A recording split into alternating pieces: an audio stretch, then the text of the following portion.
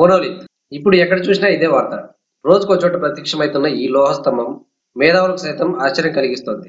ఇది ఎవరైనా కావాలని చేస్తున్న పనా, లేదా అంతరిక్షవాసుల సంకేతమా అనేది అర్థం కాక అంతా చుట్టూ పీక్కుంటున్నారు. ఇప్పటి వరకు ఈ మోనోలిత్ చాలా ప్రాంతాల్లో ప్రత్యక్షమైంది. తొలుత ఈ మోనోలిత్ అమెరికాలోని ఊటా రెడ్ రాక్ ఎడారిలో కనిపించింది. Utah department of public safety and division of wild life resources చెందిన సిబ్బంది హెలికాప్టర్లో వెళ్తుండగా ఎడారిలో ఏదో వస్తువు మెరుస్తూ కనిపించింది. దాని వద్దకు వెళ్లి పరిశీలించగా త్రికోణంలో ఉన్న ఎత్తైన స్తంభం కనిపించింది. అయితే అది ఎవరు, ఎప్పుడు, ఎలా ఏర్పాటు చేశారనే విషయంపై అధికారులు ఆశ్చర్యం వ్యక్తం చేస్తున్నారు.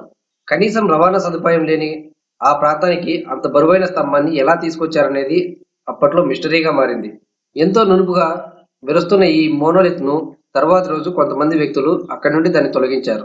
దీంతో దాన్ని ఎవరో కావాలని ఏర్పాటు చేసి ఉంటారని భావించారు.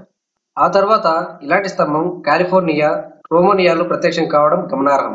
తాజాగా ఆదివారం డిసెంబర్ 6 ఒకే రోజు 2 దేశాల్లో ఈ మోనోలిత్లు ప్రత్యక్షమయ్యాయి. వీటిలో ఒకటి ఇంగ్లాండ్లోని ఐల్ ఆఫ్ వైట్ లో ప్రత్యక్షం కాగా మరొకటి ప్రైస్లాండ్ లో కనిపించింది. ఇవి రెండు కొద్ది రోజుల కిందట ఊటా రెడ్ రాక్ ఎడారిలో కనిపించిన మోనోలిత్ తరహాలోనే ఉండటం గమనార్హం. ఇంగ్లాండ్ లో గల ఐల్ ఆఫ్ వైట్ దీవిలో టామ్డన్ పాడ్ అనే వ్యక్తి తన కుక్కను వాకింగ్ ను తీసుకెళ్తుండగా మోనోలిత్ కనిపించింది.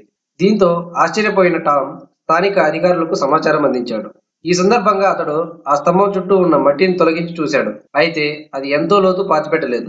పైగా ఆ మోనోలిత్ ను చెక్కతో తయారు చేశారని, 3 వైపులా అద్దాలు ఉన్నాయని టామ్ తెలిపాడు. ఇది ఏలియన్స్ పనా, లేక ఎవరైనా ఏదైనా ప్రాజెక్ట్ కింద ఈ పని చేశారా అనేది తెలియదు. కానీ 2020లో ఎలాంటి పనులైనా జరగవచ్చని టామ్ తెలిపాడు. మరి ఈ మోనోలిత్ ను ఏర్పాటు చేస్తుంది ఎవరు? ప్రజలు ఊహించినట్లుగానే నిజంగా గ్రహాంతర వాసుల పనా, లేదా ఏదైనా ఆర్ట్ ప్రమోషన్? దీనిపై మీరేమనుకుంటున్నారో కామెంట్ రూపంలో తెలపండి. ఫ్రెండ్స్, ఈ వీడియో మీకు నచ్చినట్లయితే లైక్ చేసి షేర్ చేయండి. అలాగే మరిన్ని ఇంట్రెస్టింగ్ టాపిక్స్ కోసం మా ఛానల్ ని సబ్స్క్రైబ్ చేసుకోండి.